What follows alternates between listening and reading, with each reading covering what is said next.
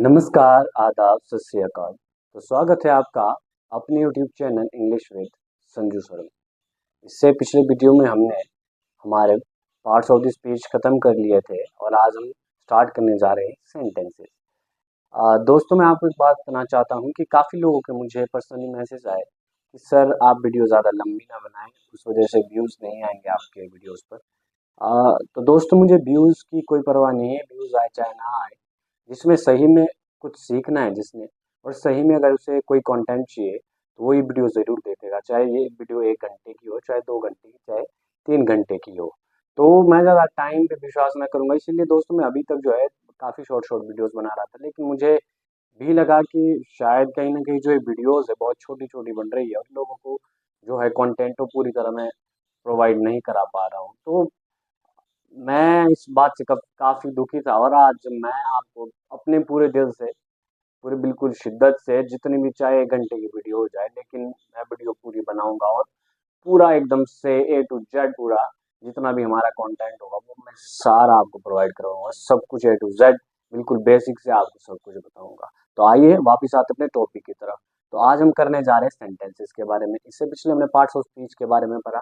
Parts of speech में हमने सब कुछ पढ़ा, तो उन पार्ट्स ऑफ स्पीच को हम सेंटेंसेस में कैसे पिरोएंगे, सेंटेंसेस में कैसे यूज़ करेंगे, तो आइए देखते हैं। सबसे पहले जान लेते हैं सेंटेंस के बारे में कि सेंटेंस होता क्या है। सेंटेंस होते हैं group of words which make sense. ऐसे वर्ड्स के ग्रुप होते हैं जो कि एक सेंस बनाए। जैसे मैंने आपको पहले भी एग्जांपल दे दिया था, मुझे इस बारे में बात करने की ज़्यादा ज़रूरत नहीं है। तो आज हम सीधा डायरेक्ट सेंटेंस से बात करें, ऐसे ग्रुप ऑफ वर्ड्स के बारे में जो कि किसी न किसी तरह की सेंस बनाए।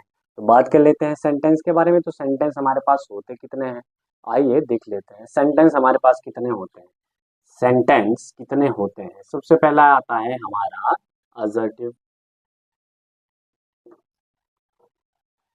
एक नंबर पे असर्टिव, और असर्टिव के आगे आ गया हमारे पास दो। एक आ गया अफर्मेटिव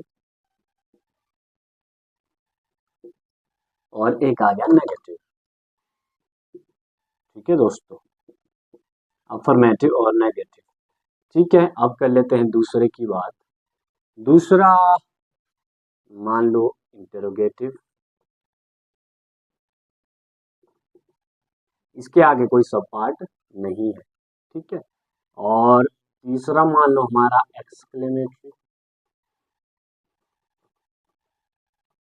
एक्सक्लेमेटरी, ठीक है। चौथा मान लो हमारा आप जी ऑप्टेटिव। फोर्थ है ये। और फिफ्थ मान लीजिए आप हमारा इम्पेरेटिव। अब मैं आपको इसके मतलब भी बताऊंगा कि इसके मतलब क्या होते हैं। सबसे पहला हमारा असर्टिव। असर्टिव मतलब सिंपल सेंटेंस जिसमें हमारे पास दो टाइप के आते हैं। इनको हम असर्टिव या फिर डिक्लेरेटिव सेंटेंस भी कहते हैं। एक इसमें अफर्मेटिव हाँ वाला, और दूसरा है नेगेटिव ना वाला, जिसमें ना प्रयोग किया जाता है। फिर आता है दूसरा हमारा इंटेरोगेटिव। इंटेरोगेटिव मैंने बताया था आपको, इंटेरोगेट शब्द से बना इंटेरोगेटिव, जिसमें पूछताछ यानी कि कोई क्वेश्चन पूछा जाता है। तीसरा है हमारे पास एक्सक्लेमेटरी, जिसमें आपको एकदम से कोई सडन शॉक या फिर विस्मय होता है। विस्मय का मतलब होता है कि एकदम से कोई अचानक ही कोई काम हो जाता है, ज्यादा खुशी हो जाती है, दुखी हो जाती है, आपको कुछ एकदम से कोई चीज होती है, वो एक्सक्लेमेटरी में आते हैं। चौथे होते हैं हमारे ऑप्टेटिव। ऑप्टेटिव सेंटेंसेस में हमारे पास जिसमें हम किसी को ब्लेस करते हैं या फिर कोई आशीर्वाद, कोई प्रार्थना, इस तरीके के सेंटेंस है वो ऑप्टेटिव में आते हैं। और फिफ्थ हमारे पास इंपेरेटिव। इंपेरेटिव में आएंगे हमारे पास, इंपेरेटिव में आएंगे जैसे मैंने किसी को ऑर्डर दिया, मैंने किसी का ऑर्डर लिया, किसी को मैंने सजेशन किया, किसी ने मुझे सजेशन दिया, एडवाइस दी, तो वो सारे आएंगे हमारे पास इंपेरेटिव सेंटेंसेस। तो ये थे हमारे 5 टाइप सेंटेंसेस के। और आइए अब एक एक करके जान लेते हैं सेंटेंसेस के बारे में। तो सबसे पहले देख लेते हैं असर्टिव सेंटेंसेस। तो असर्टिव में एक तो आ गया हमारे पास अफर्मेटिव, दूसरा आ गया नेगेटिव। अफर्मेटिव में मैंने आपको बताया जो सिंपल साधारण सा वाक्य होता है, और नेगेटिव में जिसमें नॉट यूज होता है। अब हमने इससे पहले क्या पढ़ा था, पार्ट्स ऑफ स्पीच। तो पार्ट्स ऑफ स्पीच का हम यूज इन सेंटेंसेस में करेंगे। अब आपको लग रहा हो कि सर ने पार्ट्स ऑफ स्पीच के 8 और 9 जो है चैप्टर वो ऐसे ही पढ़ा दिया, ऐसे नहीं पढ़ा दिए। उसका कुछ ना कुछ मतलब है, क्योंकि संजू सर कोई भी चीज़ फालतू में नहीं पढ़ाते हैं। या तो वो आपके एग्जाम्स के पॉइंट ऑफ व्यू से है, या फिर वो आपके इंग्लिश जो लर्निंग है उसके पॉइंट ऑफ व्यू से है। तो आइए कैसे हम उन पार्ट्स ऑफ स्पीच का यूज सेंटेंसेस में करते हैं या फिर डेली लाइफ में करते हैं। तो अफर्मेटिव सेंटेंस में कर लेते हैं। सबसे पहले तो बात कर लेते हैं अफर्मेटिव सेंटेंस की। अफर्मेटिव सेंटेंस में जैसे मैंने कहा, Rohan is a boy. Rohan is a boy, तो ये हो गया अफर्मेटिव सेंटेंस हमारे पास यहाँ पर। अब मैंने पढ़ाया था आपको पार्ट्स ऑफ स्पीच में सबसे पहले नाउन, तो ये है आपका नाउन। ठीक है, अब बात कर लेते हैं प्रोनाउन की। He is walking, he is walking. अब ही है मेरे पास प्रोनाउन, ये भी मैंने आपको पार्ट्स ऑफ स्पीच में पढ़ा दिया है। अब इज है हमारे पास हेल्पिंग वर्ब, ये मैंने आपको वर्ब वाले चैप्टर में बता दिया है। ये है हमारे पास वॉक मेन वर्ब, और उसके साथ आईएनजी लग गया। तो ये भी मैंने आपको वर्ब के बारे में क्या है पार्ट्स ऑफ स्पीच में बता दिया है।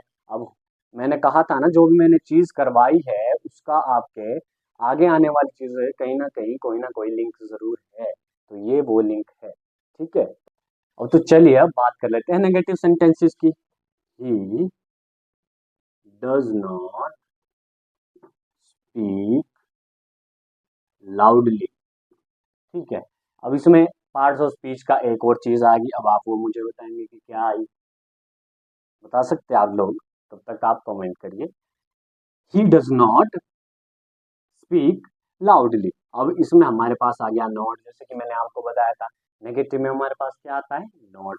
नकारात्मक वाक्यों का प्रयोग जो है इस नोट से किया जाता है। इस तरीके से हम नकारात्मक वाक्य बना सकते हैं, नेगेटिव वाक्य बना सकते हैं। तो मैंने बताया था पार्ट्स ऑफ स्पीच के बारे में, तो इसमें है लाउडली। लाउडली क्या है? लाउडली एक एडवर्ब है, क्योंकि यह किसके बारे में बता रहा है? वर्ब को मॉडिफाई कर रहा है और वर्ब के बारे में और ज्यादा बता रहा है। तो अब आपने ध्यान रखना है जहां भी पार्ट्स ऑफ स्पीच आएगा, और आप अपने रिमाइंड करनी है वो चीजें कि सर ने पार्ट्स ऑफ स्पीच क्यों पढ़ाई है और सर ने पार्ट ऑफ स्पीच के बारे में क्या बताया है। तो ये हमारे अफर्मेटिव। एक और एग्जांपल दे देता हूँ नेगेटिव का, जैसे I did not run a race. ठीक है, तो इस तरीके से I did not run a race, ये भी क्या हो गया? ये भी नेगेटिव हो गया। अब जहां भी आपको नॉट दिख जाए आप समझ जाइए कि वो नेगेटिव सेंटेंस है। समझ गए आप लोग? ठीक है, तो ये थे हमारे पास असर्टिव सेंटेंस के दो टाइप, जिसमें हमारे पास अफर्मेटिव और नेगेटिव था। और अब बात कर लेते हैं इंटरोगेटिव सेंटेंस के बारे में कि इंटरोगेटिव सेंटेंसेस किस तरीके से बनते हैं। दोस्तों, जैसे कि मैंने आपको बताया है, इंटरोगेटिव सेंटेंसेस वो सेंटेंसेस होते हैं जिसमें कोई क्वेश्चन पूछा जाता है। क्वेश्चन मतलब वो क्वेश्चन किसी से किसी बात से भी रिलेटेड होता है, कुछ भी हो सकता है, और उसमें साइन ऑफ इंटरोगेशन आता है। साइन ऑफ इंटरोगेशन या फिर इंटरोगेटिव मार्क हम इसको कहते हैं, इन सेंटेंसेस में आते हैं। सबसे पहले बात, तो जो भी डब्ल्यू एच फैमिली है, W H family, W H family मतलब वाइट फैमिली नहीं, वो डब्ल्यू डब्ल्यू की वाइट फैमिली नहीं। डब्ल्यू एच का मतलब होता है व्हाट, हु, whom, why,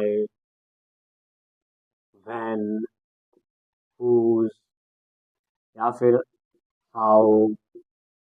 ठीक है, इस तरीके से जो डब्ल्यू एच फैमिली, इससे जो जब सेंटेंसेस हमारे स्टार्ट होंगे तो वो हमेशा इंटरोगेटिव सेंटेंसेस होंगे, और शर्त है उसमें लास्ट में ये चिन्ह जरूर होना चाहिए, तो वो इंटरोगेटिव सेंटेंसेस कहलाए जाते हैं। एक तो होगा हो गए हमारे डब्ल्यू एच फैमिली से स्टार्ट। अब दूसरे ऐसे होते हैं जिसमें डब्ल्यू एच फैमिली होती नहीं, डब्ल्यू एच फैमिली होती नहीं है, उसमें कैसे पहचानेंगे सर हम? उसमें आप पहचानेंगे इस मार्क से, या फिर आप देखेंगे कि उस सेंटेंस में पहले हेल्पिंग वर्ब यूज की है। हेल्पिंग वर्ब मैंने आपको बताई, जिन्हें हम ऑक्सिलरी वर्ब भी कहते हैं। Is, am, are, has, have, had, will, shall, ये जो सब चीज है ऑक्सिलरी वर्ब कहते हैं हम इनको, या फिर हम इनको हेल्पिंग वर्ब कहते हैं। तो अगर इन सब से स्टार्ट हो जाए आपका सेंटेंस और अंत हो जाए इस मार्क से, तो वो होगा इंटेरोगेटिव। अब जैसे मैंने कहा, सिंपल सा question, what is your name? तुम्हारा क्या नाम है? Who are you? तुम कौन हो? Who are you? तुम कौन हो? अब ये हो गए डब्ल्यू एच फैमिली से स्टार्ट। अब मैं करता हूँ किसी हेल्पिंग वर्ब से स्टार्ट, तो हेल्पिंग वर्ब से कैसे होगा? जैसे is Ram playing a match, playing a match. ये सेंटेंस क्या सही है? जी नहीं, मैंने कहा था कि साइन ऑफ इंटरोगेशन जरूरी है, ये मार्क बहुत जरूरी है। ये मार्क नहीं होगा तो आपका ये सेंटेंस जो है पंक्चुएशन के हिसाब से गलत हो जाएगा, पंक्चुएशन मार्क्स के हिसाब से ये गलत हो जाएगा, तो उसमें क्वेश्चन मार्क लगाना जरूरी है। Is Ram playing a match, या फिर मैंने कहा are you eating food. Helping verb और डब्ल्यूएच फैमिली से स्टार्ट होने वाली इस तरीके सेंटेंसेस उनको क्या कहते हैं? इंटेरोगेटिव सेंटेंस कहते हैं, जिसमें कोई प्रश्न पूछा जाता है और ये करची का साइन होता है, करची का निशान सेंटेंस के अंत में बना होता है। उन सेंटेंसेस को हम क्या कहते हैं? इंटेरोगेटिव सेंटेंसेस कहते हैं। जी गुड। अब आइए जान लेते हैं एक्सक्लेमेटरी सेंटेंसेस के बारे में। अब एक्सक्लेमेटरी सेंटेंसेस, अब ये एक्सक्लेमेटरी सेंटेंसेस क्या होते हैं? एक्सक्लेमेटरी सेंटेंसेस वो सेंटेंस होते हैं जिसमें कोई एकदम से कोई बात हो जाती है, बहुत ज़्यादा खुशी, बहुत ज़्यादा दुख। मैं आपको बहुत बारी बात बता चुका हूँ। जैसे इसमें हमारे पास इंटरजेक्शन यूज होते हैं, मैंने पार्ट्स ऑफ स्पीच की लास्ट वीडियो में बताया था इंटरजेक्शन के बारे में। अगर आपने वो नहीं पढ़ी, अगर आपने वो वीडियो नहीं देखी है तो आप वापस जाइए और वीडियो को जरूर देखिए, तब आपको एक्सक्लेमेटरी सेंटेंसेस के बारे में अच्छे से पता चलेगा। इंटरजेक्शन जैसे हमारे पास क्या होते हैं, मैंने कहा हुर्रा, खुशी के लिए यूज किया जाता है, we won the match, we won the match. ठीक है, ठीक है। इस तरीके से जो है इसमें होता है साइन ऑफ एक्सक्लेमेशन मार्क का use, sign of exclamation mark, ये डंडा और उसके नीचे एक बिंदु, तो ये साइन ऑफ एक्सक्लेमेशन मार्क है, इसका यूज किया जाता है इसमें। ठीक है। अब आप बोलेंगे सर जहाँ पे कई बार जो है हमारे पास जो इंटरजेक्शन है हमारे पास, जैसे हुर्रा, वाओ, अलास, उश, इश, ओहो, इस तरीके से ओ, इस तरीके से हमारे जो इंटरजेक्शन है वो यूज नहीं होते हैं, तो उनमें कैसे पता लगाएंगे सर? तो उसमें बेटा सेंटेंस के एंड में ये साइन ऑफ एक्सक्लेमेशन मार्क होगा। जैसे मैंने कहा what a beautiful rose, what a beautiful rose, ये इस तरह। जैसे मैंने कहा व्हाट अ मैग्निफिसेंट व्यू,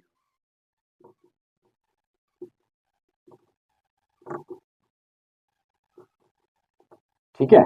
मैंने कहा व्हाट अ मैग्निफिसेंट व्यू, तो इस तरीके से इसमें वर्ड से स्टार्ट होंगे, लेकिन ये मत समझना कि डब्ल्यू एस फैमिली से स्टार्ट है तो वो क्वेश्चन या इंटरोगेटिव बन गए, वो नहीं, उसमें ये मार्क होगा तो वो एक्सक्लेमेटरी सेंटेंसेस में आएंगे, तो इस बात का आपने ध्यान रखना है। ठीक है।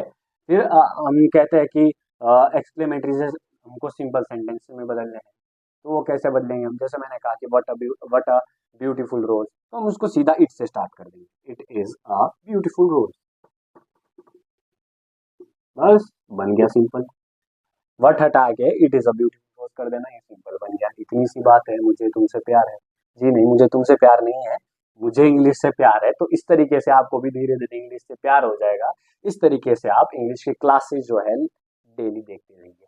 अब बात कर लेते हैं अपने चौथे टाइप के बारे में, जो है हमारा ऑप्टेटिव। अब दोस्तों मैंने आपको बताया ऑप्टेटिव सेंटेंसेस में हमारे पास वो सेंटेंसेस आते हैं जिसमें कोई विश, जिसमें कोई कामना की जाती है, भगवान से प्रार्थना की जाती है, वो वाले सेंटेंसेस आते हैं।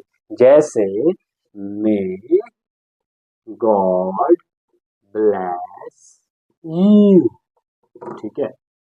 इसमें भी कई बार हमारे पास साइन ऑफ एक्सक्लेमेशन आ जाता है, कई बार इस तरीके से सेंटेंस में, जैसे यू लीव लॉन्ग, इस तरीके के।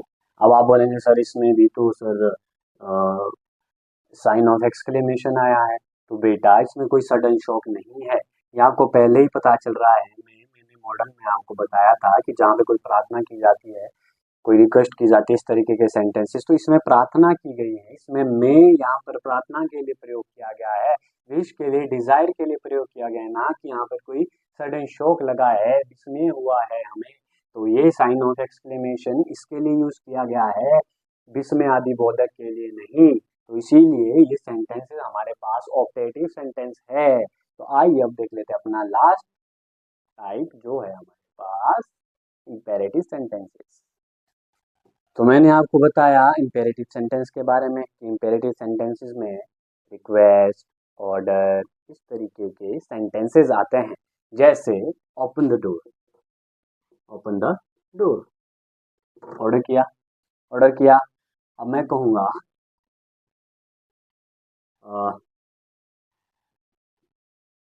Please give me pen. तो मैं क्या किया, मैंने रिक्वेस्ट की, मैं कहूँगा don't make noise, don't make noise. अब आप कहेंगे सर इसमें तो डोंट मतलब डू नॉट आ रहा है, तो ये नेगेटिव में क्यों नहीं है? क्योंकि ये साधारण नहीं है। ये क्या है? ये असर्टिव यानी कि साधारण नहीं है। यहाँ पर जो है क्या है? Don't make noise. एडवाइस दी गई है कि शोर मत कीजिए। तो ये क्या है हमारे पास? ये इम्पेरेटिव सेंटेंस में आ गया, ना कि नेगेटिव सेंटेंस में आया। समझ गए आप लोग? तो ये थे हमारे सेंटेंस के कुछ टाइप। आइए अब देख लेते हैं एक्सरसाइज के बारे में। तो दोस्तों ये है हमारी एक्सरसाइज, जिसमें सबसे पहले the sun rises in the east. ठीक है, तो ये कौन सा सेंटेंस है? ये है हमारे पास कौन सा सेंटेंस है? ये है अफर्मेटिव सेंटेंस या फिर assertive sentence. Always respect your teachers. ये कौन सा सेंटेंस है? ऑलवेज रिस्पेक्ट योर टीचर्स, मैंने कहा था एडवाइस दी गई। What is he looking for? ये कौन सा सेंटेंस है? साइन ऑफ इंटरोगेशन है, ये इंटेरोगेटिव सेंटेंस है। What a wonderful scene, sign of exclamatory यानी कि एक्सक्लेमेटरी सेंटेंस है। Let us sit in the sun, अब ये कौन सा है? Let us sit in the sun, तो ये भी एडवाइस है, सजेशन है। तो ये भी किस में आ गया? ये भी हमारा कूल ब्रीज इज ब्लोइंग, तो ये कौन सा है? ये अफर्मेटिव में आ गया, ठंडी हवा बह रही है। Ram is a brilliant student, ये कौन सा है? ये भी अफर्मेटिव है। नेगेटिव की बात कर लेते हैं। नेगेटिव में जैसे I am not reading a book, ये हमारा नेगेटिव आ गया। और अगर हम किसकी बात करें, अगर हम इम्पेरेटिव की बात करें, जैसे कॉल द पुलिस, तो ये हमारे पास इम्पेरेटिव आ गया। तो ये थी हमारी एक्सरसाइज।